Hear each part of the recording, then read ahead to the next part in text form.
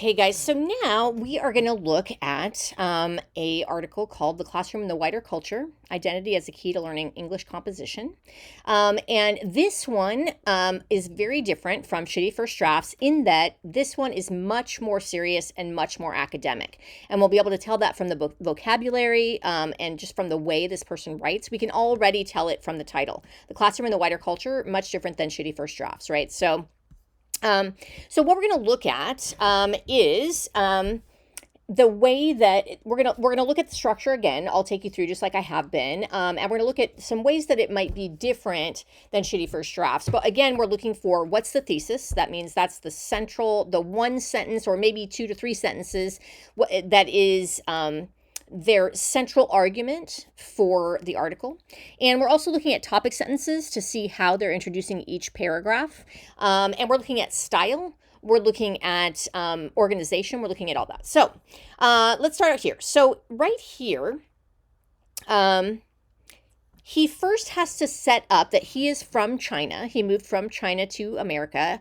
So he has to set up what it was like growing up there so that we as readers in America will understand what he's talking about.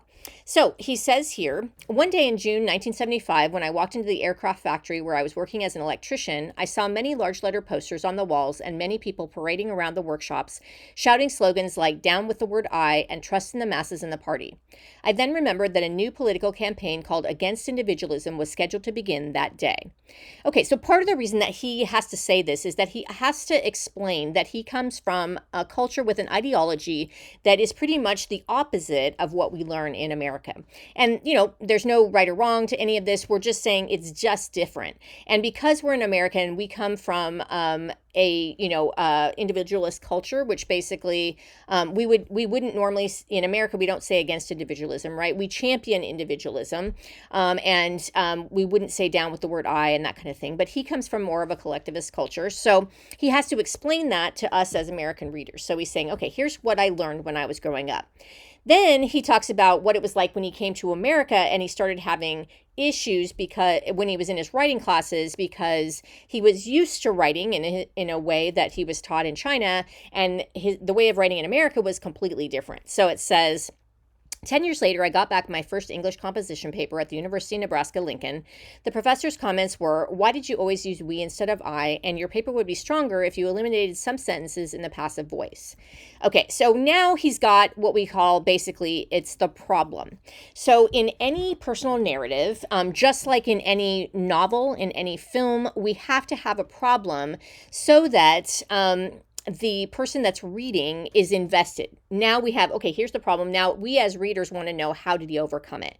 That's the idea. So that in any kind of storytelling, that problem is what gets the audience invested to keep going. So here's the problem. He started out in China and he was told, against individualism, down with the word I. Then he comes to America and the professor says, "Why did you always use we instead of I?" Right? So now he's got two different cultures and he's got kind of a culture clash.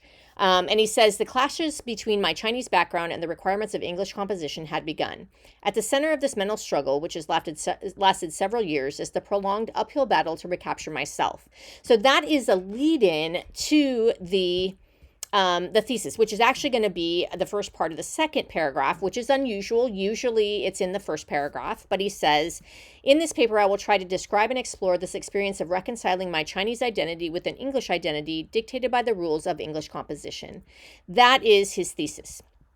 And normally we would tell writers not to say, "In this paper, I will try to," but because he's an academic and he's an English professor and he's writing in a very academic way, that's why he's doing it in this particular case. So that is his thesis. And now he's going to talk about that. So the idea is that he sets up that, what it was like growing up in China. Then he sets up what his problem was when he came to America. Now he's got this kind of culture conflict and he's got to figure out what to do. So now we're going to see, how did he overcome this conflict? So he says, "I want to show how my cultural background shaped and shapes my approaches to my writing in English, and how writing in English redefined and defines my ideological and logical identities. By ideological identity, I mean the system of values that I acquired consciously and subconsciously from my social and cultural background."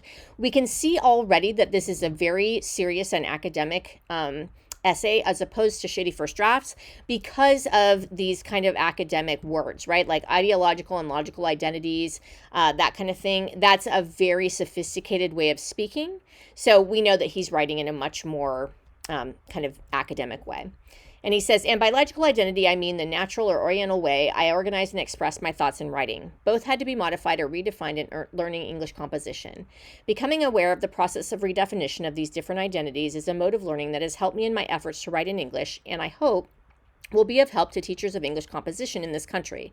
In presenting my case for this view, I will use examples from both my composition courses and literature courses, for I believe that writing papers for both kinds of courses contributed to the development of my English identity.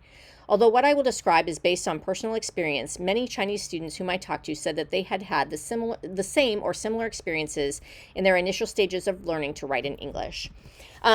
So he's kind of presenting what he's going to do. So he's basically setting everything up for the reader, and kind of giving them almost like a roadmap. Here's what he's going to do. And he says, he's going to use examples from composition and literature courses.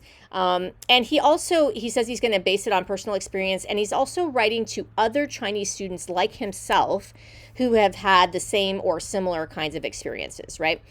So that's part of who he's writing to, is to kind of help them, because he's already lived it and figured it out, and it might be helpful for them as they read this to understand, what to do. The other thing that he does is he does these subheads to divide his essay into 3 parts.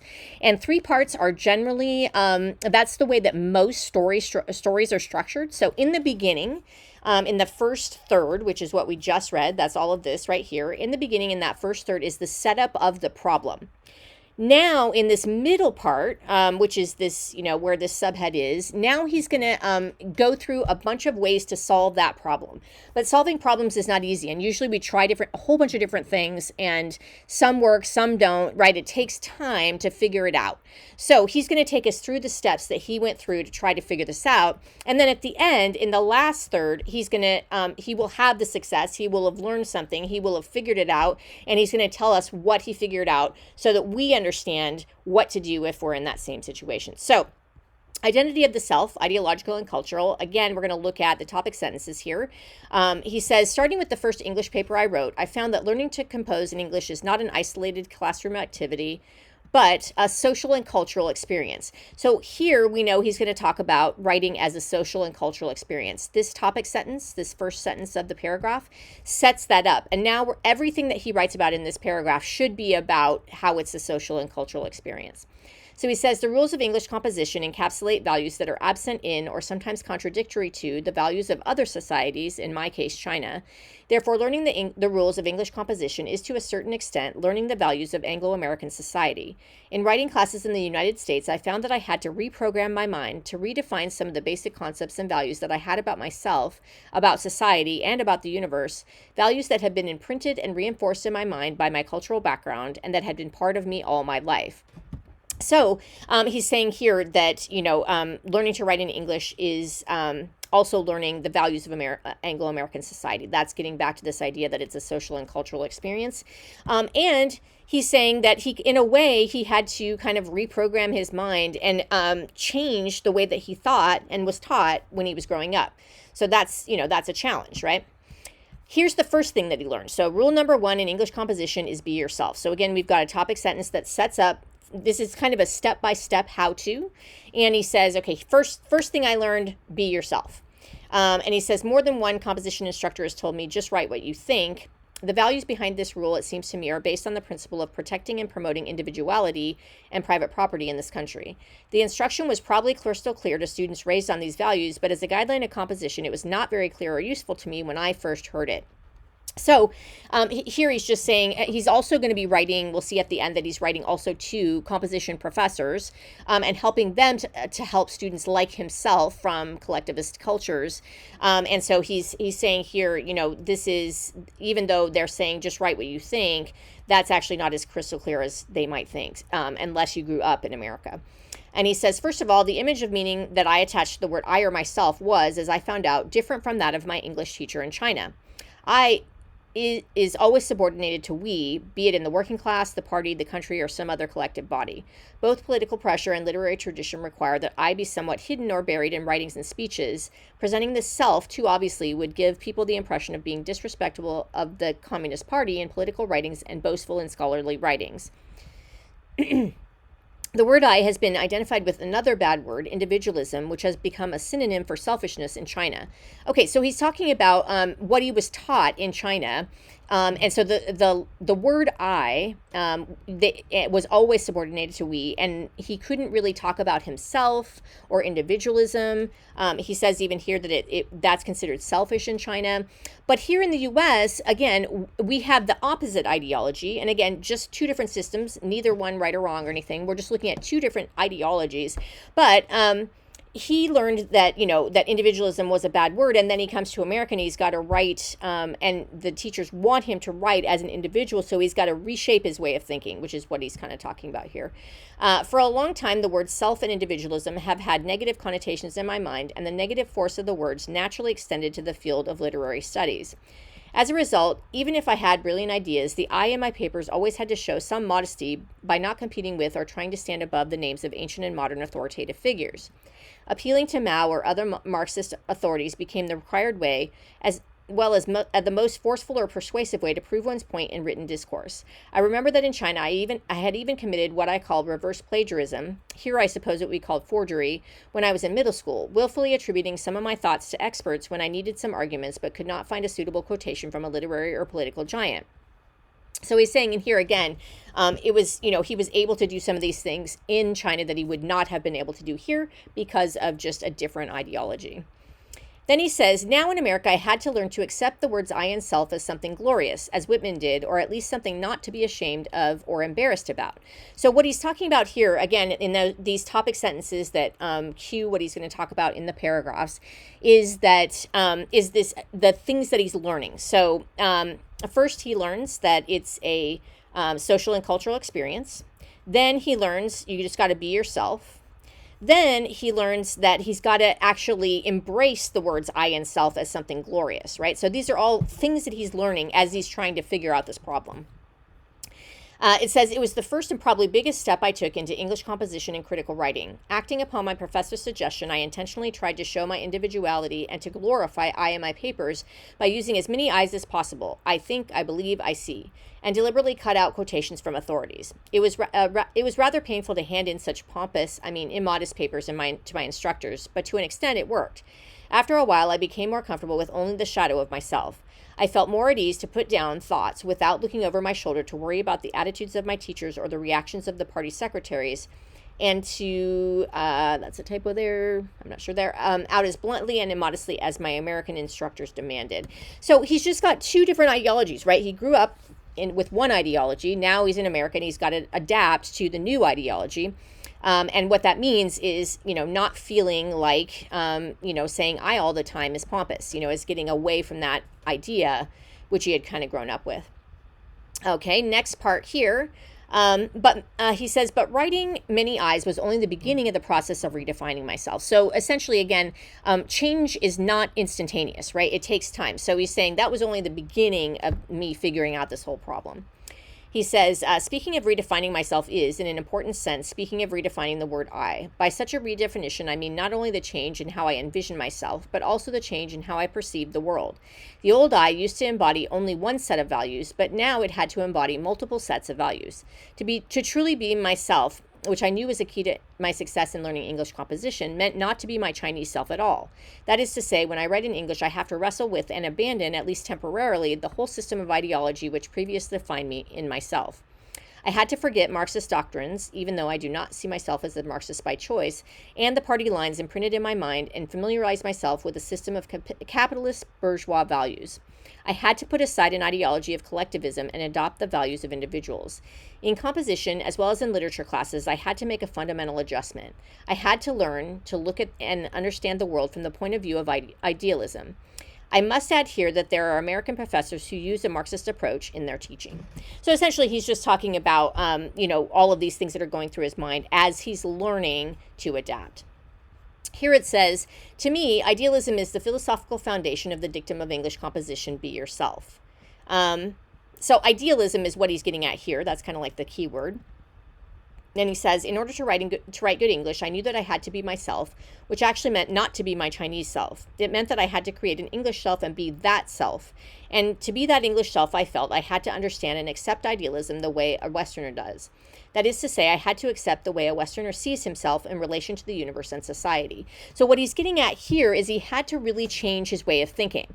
It was his entire ideology. At least for the moment, in order to be able to write in English in America, he had to think more like a Westerner does. So he had to completely change the way he sees himself in relation to universe and the society. Okay, and then he says, okay, so I figured out this formula. And so here's what, it's kind of like almost like reading like a manual where it's like step 1, do this, step 2, do this, that kind of thing. So what he says is, here is how I created my English self. So he's setting this up, and then he's going to give us the formula. He says, I played a game similar to ones played by mental therapists. And then we're going to see here, he also uses these key words to help us kind of follow along. So he says, first, after that, so he's using those to kind of help us follow along with what he's talking about. So he says, first, I made a list of simplified features about writing associated with my old identity, the Chinese self, both ideological and logical. And then beside the first list, I added a column of features about writing associated with my new identity, the English self. After that, next step is basically what he's saying. I pictured myself getting out of my old identity, the timid, humble, modest Chinese I, and creeping into my new identity, often in the form of a new skin or mask, the confident, assertive, and English aggressive I. The new self helped me to remember and accept the different rules of Chinese and English composition and the values that underpin these rules. In a sense, creating an English self is a way of reconciling my old cultural values with the new values required by English writing without losing the former. So this is really key. This is important because he's saying, yes, he learned to create a new English self, but he didn't want to lose, his Chinese heritage and culture that he had grown up with, right? So he didn't want to abandon that. So he found a way to create an English self, but also not to lose his old cultural values. So he was able to reconcile the two. Okay, so now we're looking at the third section, which again, now he's figured out basically everything. He's been successful. He's figured this whole problem out. And now he's going to basically impart what he learned for professors, which is part of his audience, and for other students from China, but also other collectivist countries, so that they can understand and so that hopefully it can help them. And then also he wants other students from America to understand where these students coming from other countries might be coming from, so that everybody kind of understands what's going on. So it says, the change is profound. Through my understanding of new meanings of words like individualism, idealism, and I began to accept the underlying concepts and values of American writing. And by learning to use topic sentences, I began to accept a new logic. So here, this is he's going to be talking about all the things he learned.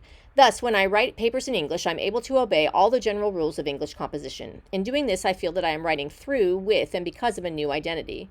I welcome the change, for it has added a new dimension to me and to my view of the world. I'm not saying that I've entirely lost my Chinese identity. In fact, I feel that I will never lose it. Anytime I write in Chinese, I resume my old identity and obey the rules of Chinese composition, such as make the I modest and beat around the bush before attacking the central topic. It is necessary for me to have such a Chinese identity in order to write authentic Chinese. I have seen people who, after learning to write in English, use English logic and sentence patterning to write Chinese. They produce very awkward Chinese texts.